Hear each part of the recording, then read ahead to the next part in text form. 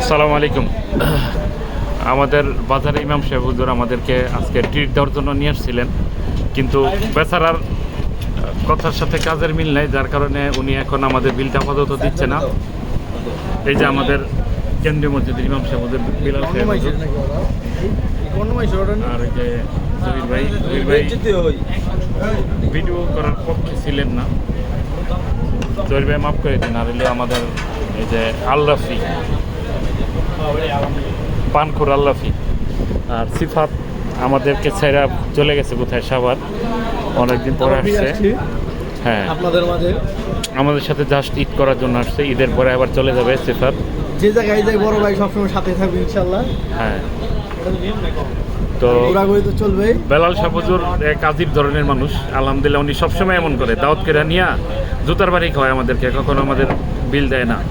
এটা নতুন কিছু না, কিন্তু আজকেরটা আমাদের জন্য ইয়া ছিল আর কি। আজকে তো আমাদের অনেক রিকোয়েস্ট করে আনছে, আনার পর বেচারা এমন একটা ধোকাবাজি করবো এটা চিন্তা করি নাই। তো আমরা পরোটা 4টা বলছিলাম, করা মজা আমার। তো আমরা খাবো হচ্ছে গরুর মাথা ভুনা, বুটের ডাল, পরোটা, তন্দুর রুটি, যে আমাদেরকে লেবু দিছে।